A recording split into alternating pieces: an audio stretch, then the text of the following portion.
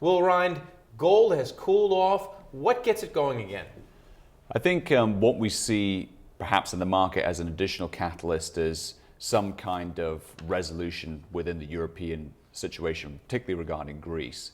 I think that last year when we had bubble over in the European situation, typically it provided some kind of relief to the market, especially when a new bailout was involved. So I think that might be a catalyst for gold market in the short term.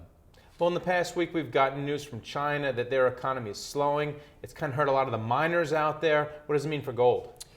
I think it's probably too early to say. I mean, China has been a big player within the gold market.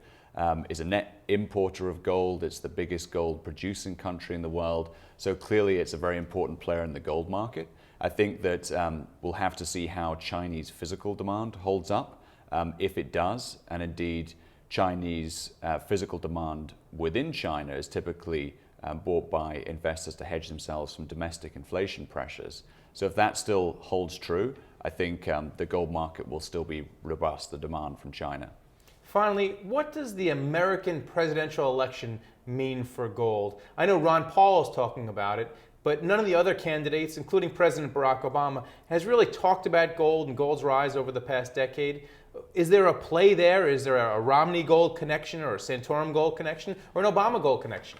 Probably not directly. However, clearly any kind of election has the potential for political upset and political uncertainty.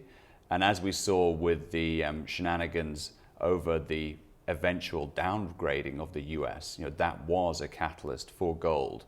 And I think that while none of the candidates currently represent any direct link to gold, with the exception of Ron Paul, clearly any new president, any potential uncertainty in the market, may be a catalyst for gold. I think if we're talking elections, the most important elections to watch for right now with regard to a direct connection for gold are in Europe.